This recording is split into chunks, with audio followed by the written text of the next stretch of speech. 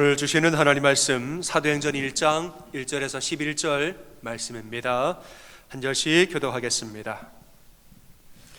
데오빌로여, 내가 먼저 쓴 글에는 물은 예수께서 행하시며 가르치시기를 시작하심부터 그가 택하신 사도들에게 성령으로 명하시고 성천하신 날까지의 일을 기록하였노라. 그가 고난받으신 후에 또한 그들에게 확실한 많은 증거로 친히 살아계심을 나타내사 40일 동안 그들에게 보이시며 하나님 나라의 일을 말씀하시니라. 사도와 함께 모이사 그들에게 분부하여 이르시되 예루살렘을 떠나지 말고 내게서 들은 바 아버지께서 약속하신 것을 기다리라. 요한은 물로 세례를 베풀었으나 너희는 몇 날이 못되어 성령으로 세례를 받으리라 하셨느니라. 그들이 모였을 때에 예수께 여쭈어 이르되 주께서 이스라엘 나라를 회복하심이 이때이니까 하니 이르시되 때와 시기는 아버지께서 자기의 권한에 두셨으니 너희가 알 바 아니요 오직 성령이 너희에게 임하시면 너희가 권능을 받고 예루살렘과 온 유대와 사마리아와 땅끝까지 이르러 내 증인이 되리라 하시니라. 이 말씀을 마치시고 그들이 보는데 올려져 가시니 구름이 그를 가리어 보이지 않게 하더라. 올라가실 때에 제자들이 자세히 하늘을 쳐다보고 있는데 흰옷 입은 두 사람이 그들 곁에 서서 이르되 갈릴리 사람들아 어찌하여 서서 하늘을 쳐다보느냐. 너희 가운데서 하늘로 올려주신 이 예수는 하늘로 가심을 본 그대로 오시리라 하였느니라. 아멘. 오늘은 사도행전 1장 말씀 나누겠습니다. 복음에 대한 이야기, 복음 전도에 대한 이야기를 오늘 나누고자 합니다. 원래는 지난주부터 신명기 1장을 강의 시작했죠. 네. 이제 우리가 올해 11월 20날은 추수감사절 및 총동원 주일로 지키자 이렇게 이야기를 했습니다. 그래서 주변에 있는 장기 결석자들 예배를 지금 못 나오고 계시는 분들, 낙심자, 또 불신자, 또 복음이 필요한 분들, 지금 권면이 필요한 분들 초청해서 우리 함께 예배드리기를 11월 20날 그렇게 하기를 우리가 기도하고 있습니다. 그래서 이제 몇 번은 제가 좀 전도에 대한 말씀, 복음에 대한 말씀을 전하고자 그렇게 합니다. 그리스도인들이 여러 가지 설교의 주제 중에서 그리스도인들이 가장 부담스러워하는 주제가 전도라고 그래요. 여러 주제들이 있겠죠. 신앙생활에 여러 가지 주제 중에서 제일 부담스러워하는 주제가 전도다. 왜냐하면 전도하자 그러면 벌써 마음에 부담이 확 생기는 거죠. 해야 하는 것은 알겠는데 이게 쉽지가 않기 때문에 그런 거죠.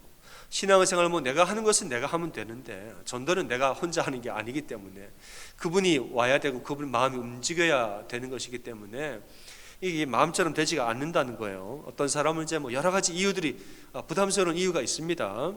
말하자면 내 주변은 마땅한 사람이 없습니다. 전도할 사람 없습니다. 하기도 하고 어떤 사람은 전도하다가 이 거절당할 게 염려가 된다는 거예요. 전도 교회 가자 하면 싫어하니까. 또 어떤 사람은 관계가 좋다가 전도하자 하면 관계 깨질 수도 있지 않느냐 그런 걸 우려하는 사람도 있어요. 어떤 사람은 내가 너무너무 바빠서 전도할 시간이 없다 말하기도 하고 어떤 사람은 전도를 하면 전도를 해서 그 사람이 오면 내가 본을 보여야 되잖아요. 이게 부담되는 거예요.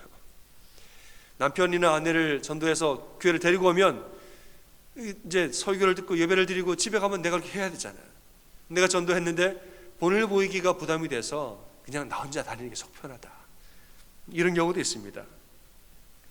여러 가지 이유들 때문에 그리스도인들에게 전도라는 것은 마치 미뤄두는 숙제와 같은 것입니다. 미뤄두는 숙제. 다음에 하지 뭐. 다음에. 언젠간 하겠지. 자꾸 미루는 거예요. 미뤄놓는 숙제와 같은 것이다. 근데 그럼에도 불구하고 우리는 전도를 해야 됩니다. 왜 해야 되느냐? 여러 가지 이유가 있지만 가장 큰 이유 오늘 말합니다. 왜냐? 전도는 사명입니다.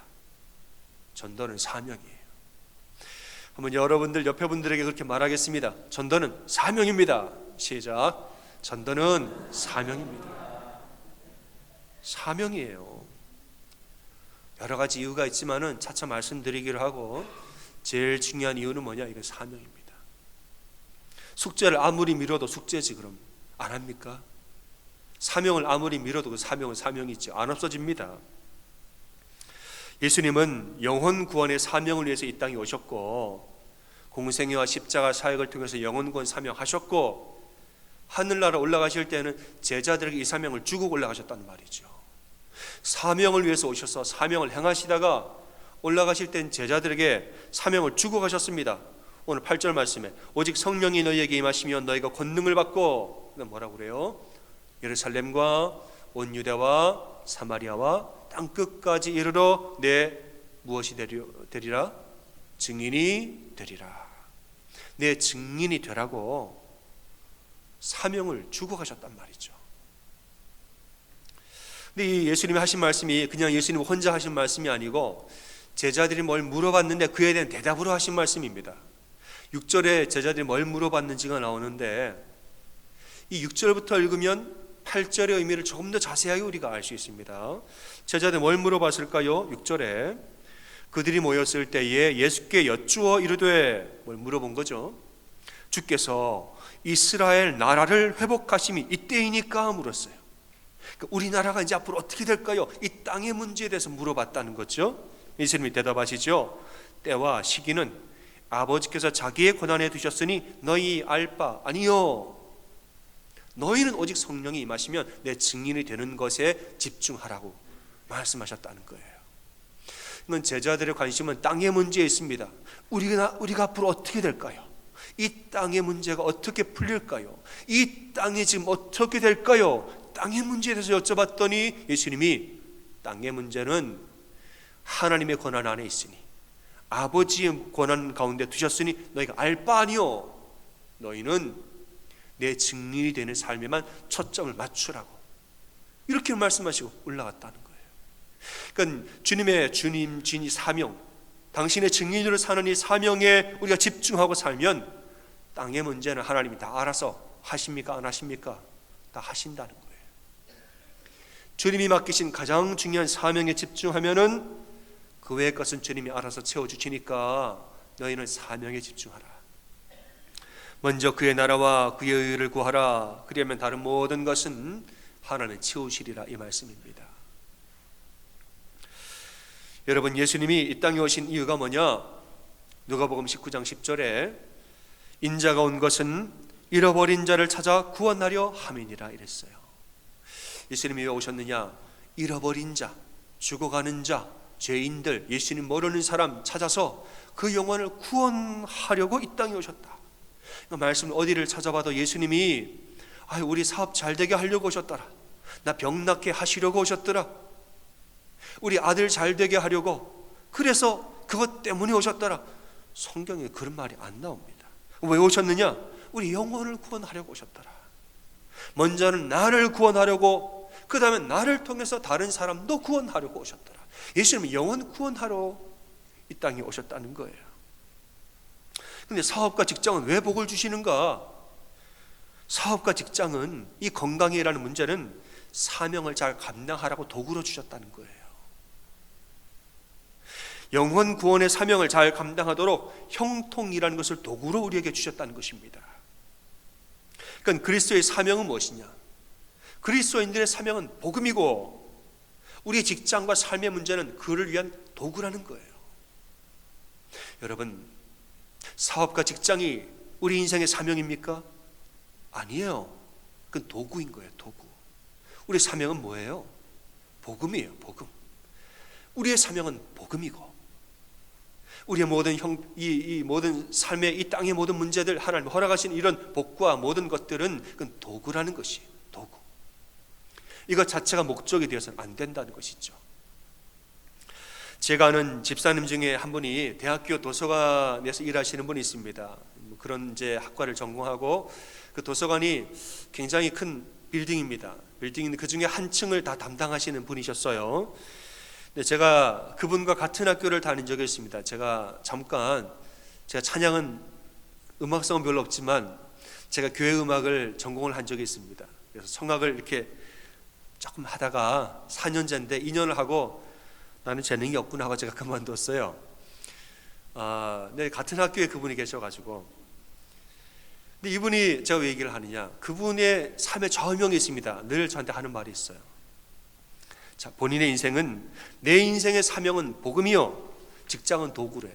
그분의 이제 인생의 좌우명이에요. 내 인생의 사명은 오직 복음이고 직장은 도구라는 거예요. 저는 그렇게 살아요. 모든 인생의 사명은 복음이고 그 모든 것은 도구라는 거예요. 이런 마음으로 일을 하시니까 이분이 직장에서도 교회에서도 어디를 가든 간에 얼마나 일을 잘 하시는지 몰라요. 모든 일이 다 사명이거든요. 하나님 맡기신 일이기 때문에 직장에서도 내가 복음을 위해서 일하는 것이지 직장 상사를 위해서 일하는 게 아니래요. 직장 상사를 섬기는 것은 도구, 통로라는 것이죠. 결국은 그 일을 통해서 하나님을 섬기고 복음을 전하는 것이 내 목표이기 때문에, 그러니까 누구를 대하든 간에 죽게 대하듯 하려고 최선을 다하는 거예요. 가끔 제가 이제 그분 담당하는 층에 제가 놀러 갑니다. 놀러 가면 도서관이 여러 층 중에서 그 층이 분위기가 제일 좋아요. 거기서 이제 일하는 학생들도 있고 뭐 직원들도 있는데 다들 이분을 너무 사랑해. 선생님이라고 그래요. 선생님도 아닌데 대학교니까 선생님 하면서 얼마나 좋아하고, 그냥 그 층에 가면 다들 따뜻해. 마음이 좋아지고 다들 아주 기쁘게 일을 해요. 그렇게 일을 잘하니까 자꾸 학교에서도 그를 높입니다. 교회에서는 뭐 한 가지죠. 교회에서도 그런 마음으로 하니까 자꾸 하나님 그를 높이세요. 지금은 아주 젊은 나이 장로님이 되셨습니다.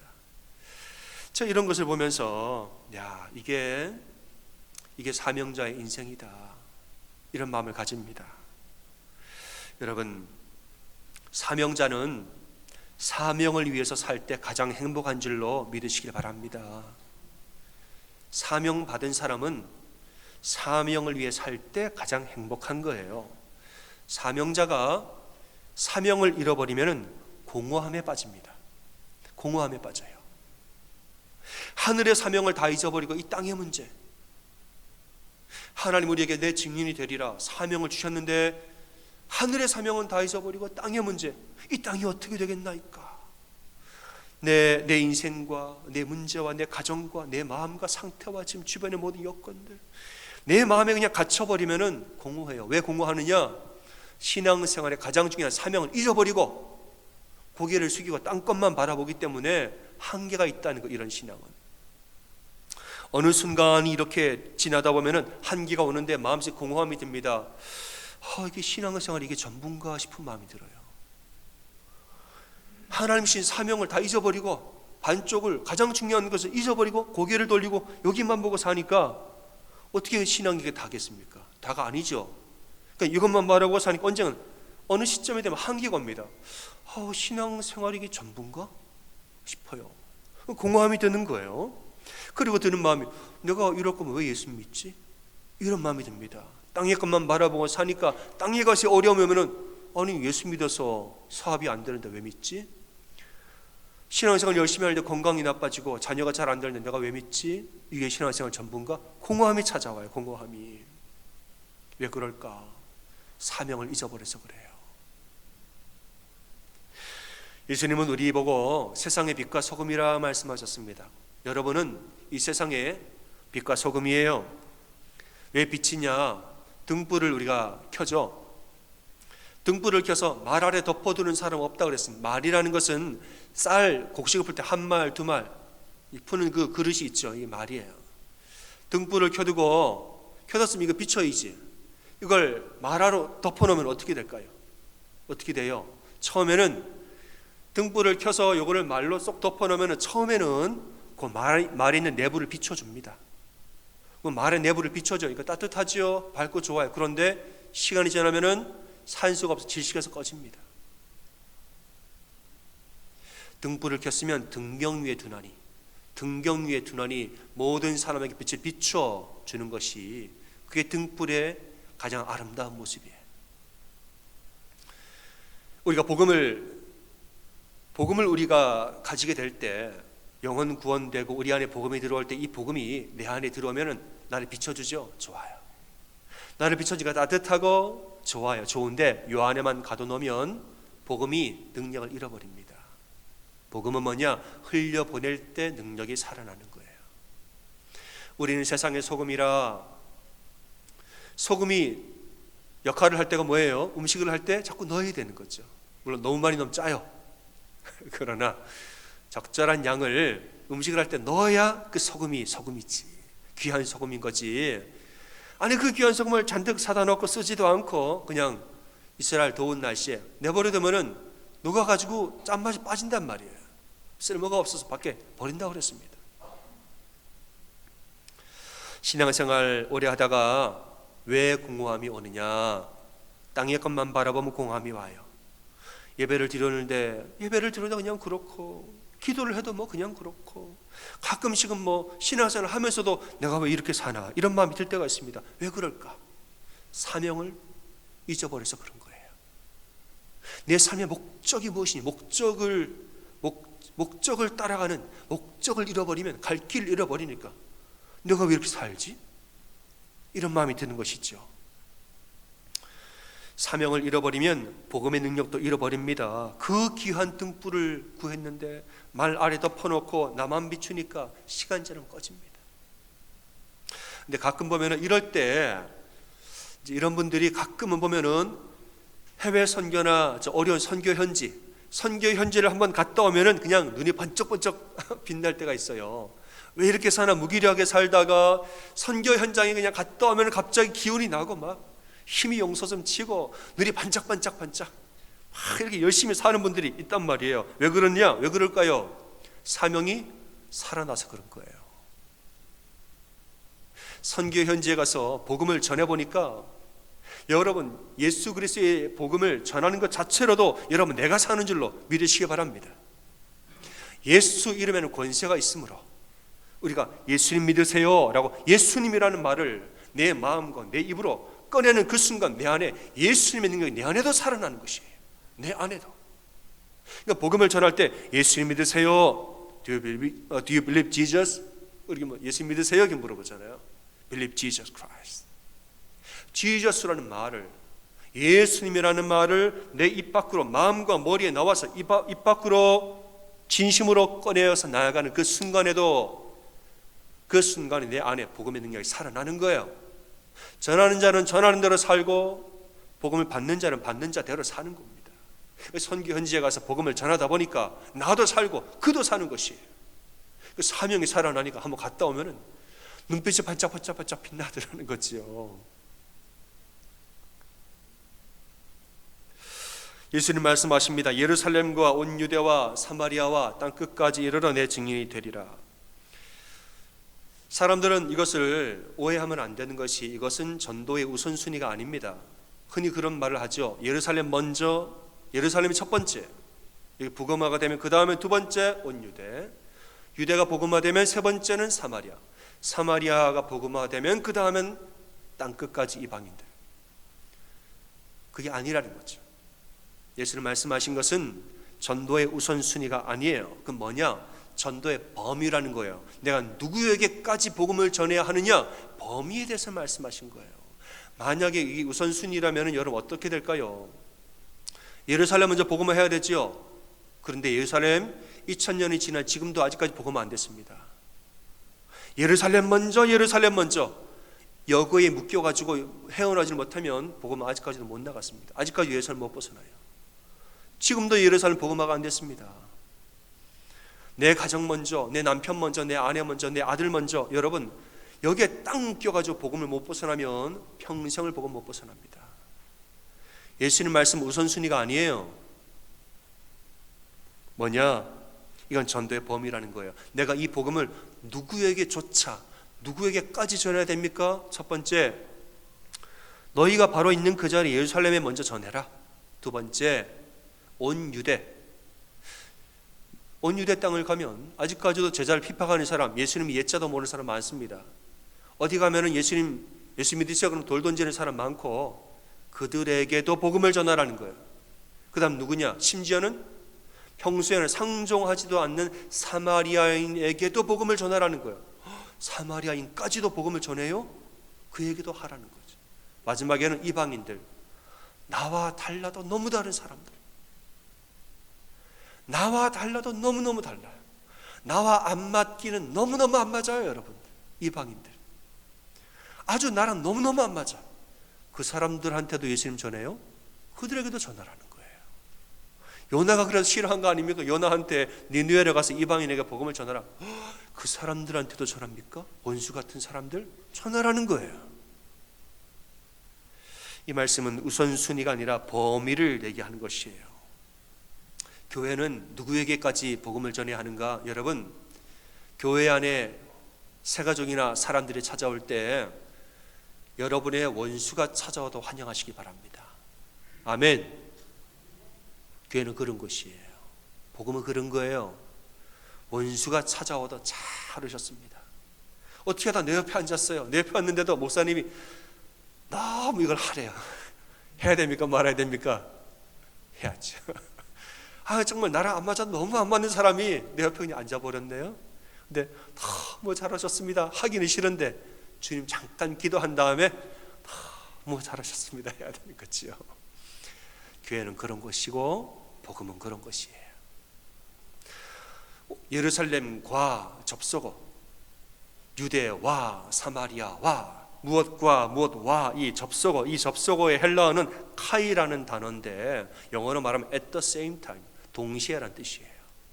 전도는 어떻게 하느냐? 예루살렘과 동시에, 유대와 동시에, 사마리아와 동시에 온 이방까지 한꺼번에 전도하는 것이 전도라는 것이죠. 우리가 복음을 전할 때 내 남편과 아내, 자녀들에게도 전함과 동시에, 사업장에 있는 동료들에게 전함과 동시에, 이웃들에게 전함과 동시에, 지역사회 전함과 동시에 해외 선교까지 함께 하는 것이 복음 전도예요. 우리가 이미 그렇게 하고 있죠. 전도는 이렇게 하는 거라 이 말이죠. 어떤 사람 말하기를 목사님 요즘에는 세상이 강팍해져 가지고 요즘에 전도하기가 참 힘듭니다 이렇게 말하는 사람이 있어요.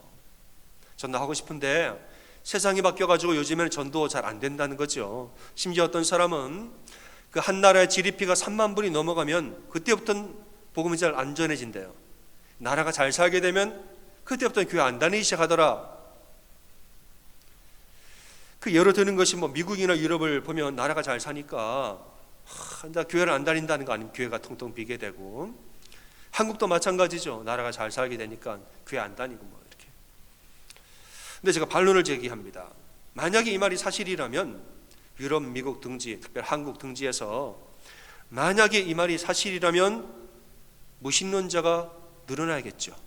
신을 거부하니까. 사람이 돈이 많고 잘 살고 잘 먹고 잘 살게 되어지면 신을 거부하더라. 무신론자가 늘어나야겠죠. 그런데 아니라는 거예요. 무신론자 늘어나지 않아요. 어떻게 되느냐? 다른 종교로 옮겨간다는 거예요. 특별히 유럽, 이슬람으로 다 옮겨갑니다. 이슬람으로. 그러니까 이 말이 무슨 말이냐? 모든 사람 안에 있는 기본적으로 하나님이 주신 기본적인 종교적인 심성, 이것은 변함이 없습니다. 모든 사람 다 마찬가지예요. 하나님 우리를 만드실 때는 하나님을 찾도록 만든 그 어떤 그 신호가 있다는 거예요. 그게 종교적인 심성이에요. 모든 사람 마음에 다 있습니다. 이것은 절대로 사라지지 않아요. 다만 더 열정적인 종교를 쫓아가는 겁니다. 내 마음을 터치하는 종교로 따라가는 거예요. 나를 돌봐주고 나를 안아주고 나를 감싸주며 정말 나를 포근하게 품어주는 종교로 옮겨가는 겁니다. 사람들은 왜 이단으로 가는가? 이단으로 가면 너무너무 잘해준다는 거죠. 나중에 너무너무 잘해줘가지고 사랑을 푹 받아가지고 그냥 거기서 했는데 나중에 성경 공부하자고 했는데 나중에 새하늘과 새 땅. 한문으로 뭐예요? 신천 신지죠. 줄여보세요. 신천지요? 그때 안다는 거지요. 깜짝 놀라. 왜 가게 되느냐? 너무 잘해주니까. 내 마음을 터치하고 나를 안아주고 사랑하고. 여러분, 이 시대에 전도가 힘들다, 왜 그런 말을 할까요? 첫째는 뭐냐? 아무도 안 하니까 힘든 겁니다. 옛날엔 열심히 하니까 전도가 되어진다, 확률이 높아지는 것이죠. 요즘에는 왜 안 되냐? 안 하니까 안 되는 거예요. 안 하니까. 하면 되죠. 안 하면 안 되는 거예요. 두 번째는 뭐냐? 전도는 말로만으로 되어지는 것이 아닌데 말로만 다 하려고 하니까 그런 겁니다. 물론 말의 전도도 중요하죠. 그러나 기본적으로 전도는 뭐냐? 사랑으로 하는 것입니다. 그 사람의 마음을 감싸주고, 그 사람을 안아주고, 그 사람 품어주고, 그를 진심으로 섬겨주고 사랑하고.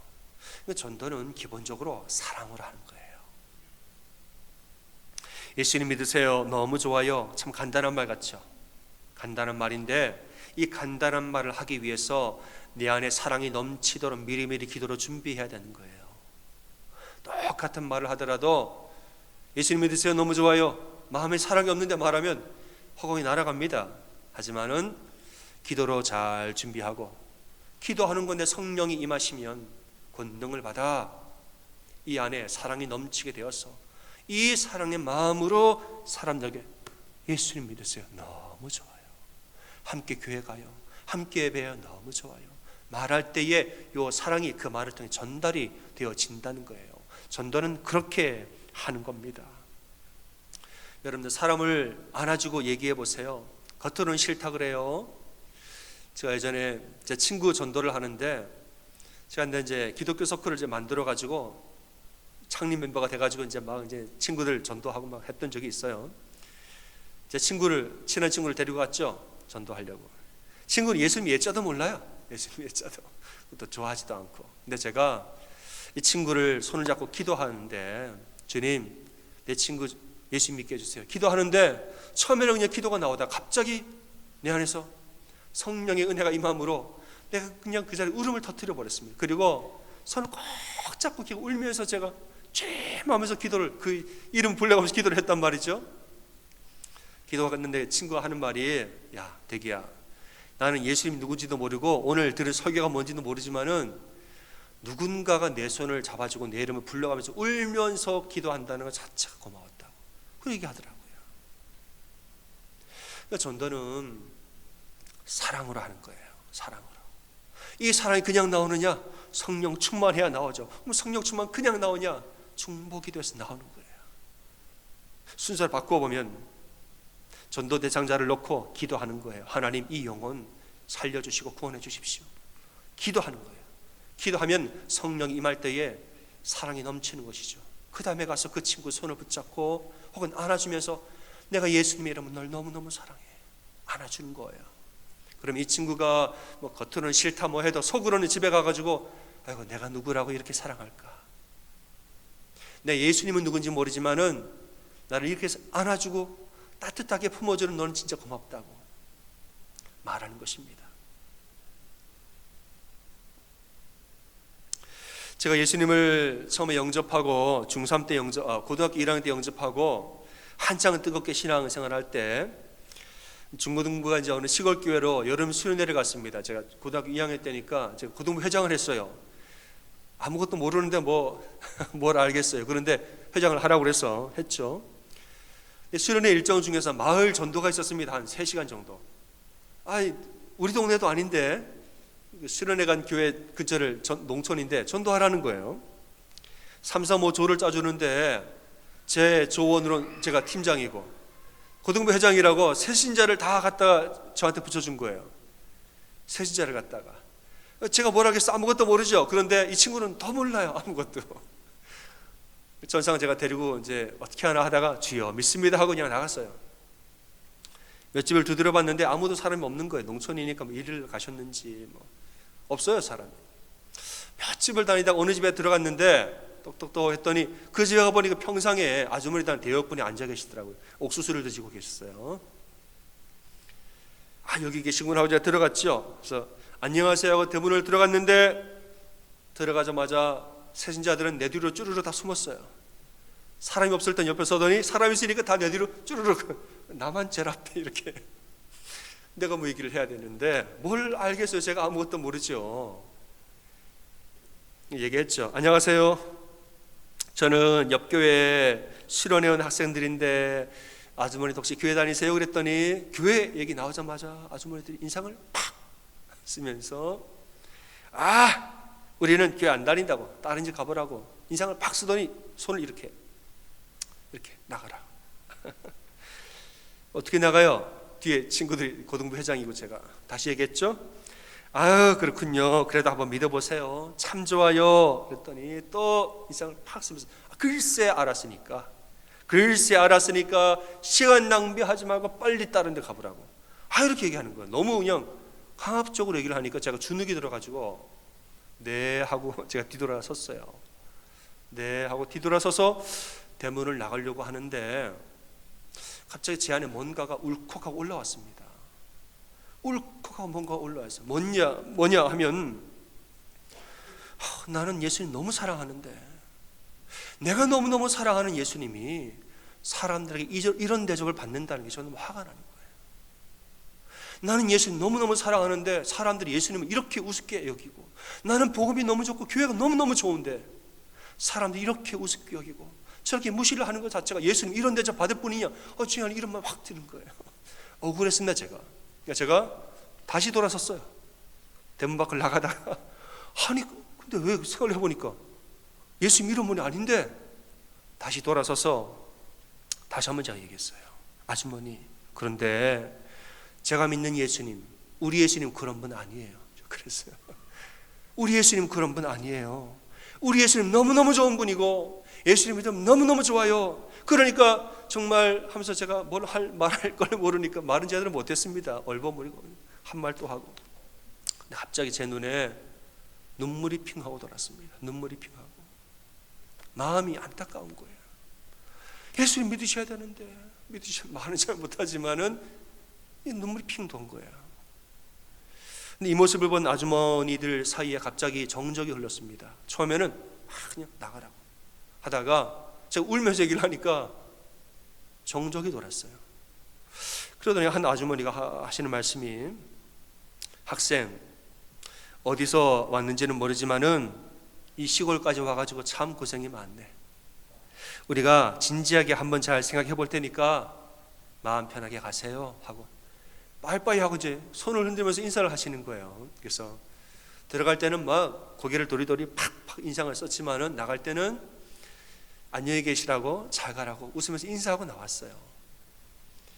그분이 결국 교회를 다녔느냐 안 다녔느냐 그저 모르죠. 모르는데 저는 씨를 뿌렸습니다. 거두는 분은 누구예요? 하나님이에요. 근데 저는 씨를 거저 뿌리지 않았습니다. 진심으로 뿌렸어요. 마음을 담아서 내가 믿는 예수님에 대해서 진심으로 뿌렸으니까 진심으로 받아들이셨으니 저는 그렇게 믿는 것이에요. 여러분, 씨를 뿌릴 때 건성으로 뿌리면 건성으로 받아요. 그런데 진심으로 뿌리면 진심으로 받는 줄을 믿으시기 바랍니다. 전도는 그런 마음으로 하는 거예요. 전도는 마음으로 하는 것이고 사랑으로 하는 것이라, 이 사랑은 어디에서 나오느냐? 성령의 감동으로 되어지고 성령의 감동은 또 기도에서 나오는 거예요. 예수님 믿으세요? 너무 좋아요. 여러분 고구마 전도법 다 배우셨죠? 예수님 믿으세요? 너무 좋아요. 나 교회 안 다니는데 그렇구나. 구나 어째라서 그렇구나. 뭐 내가 옛날에 상처받았어 뭐 이게 그러시구나 다 듣고 그래도 믿으셔야 돼요. 너무 좋아요. 두 번째, 세 번째 또 만나면은 안녕하세요. 기도하고 있습니다. 되게 간단해 보이죠?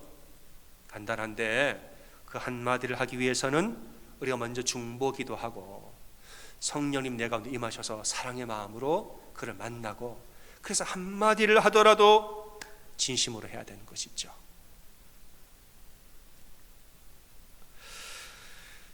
팬데믹을 지나면서 우리 주변을 돌아보면 전도 대상자가 얼마나 많아졌는지 모릅니다. 장기 결석자도 있고 낙심한 사람, 또 불신자들, 여러분들이 많이 있는데 대개는 외로움과 공허함 가운데 살아가죠. 본인은 괜찮다고 그래요. 물론 나는 괜찮다는 거예요.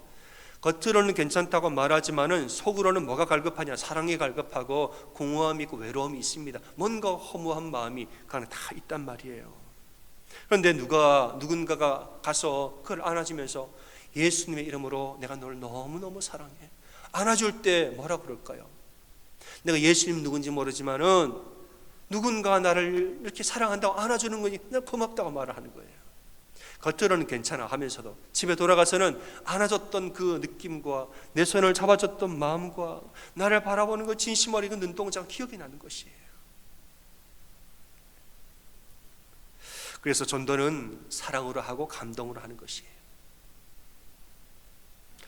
여러분, 우리는 복음을 전해야 됩니다. 왜냐? 복음은 모든 믿는 자에게 구원을 주시는 하나님의 능력인 줄로 믿으시기를 바랍니다. 복음은 사람을 구원할 능력이 그 안에 있기 때문에, 우리 영혼과 육체를 다 구원할 능력이 복음 안에 있기 때문에 우리는 이 좋은 것을 우리는 전하는 것이 사명입니다. 이 능력의 복음을 나 혼자 가지고 내 안에 가두어두면 이 능력을 잃어버리는 것이에요. 복음은 전하면 전할수록 살아나는 것입니다.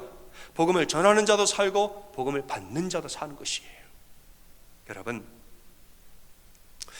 잘 들으셔요. 여러분, 살기 위해 전도하시고 살리기 위해 전도하는, 여러분 다 이해하셨죠? 살기 위해 전도하시고 살리기 위해 전도하는 여러분 다 되시기를 주님의 이름으로 축원합니다. 아멘. 옆에 분들에게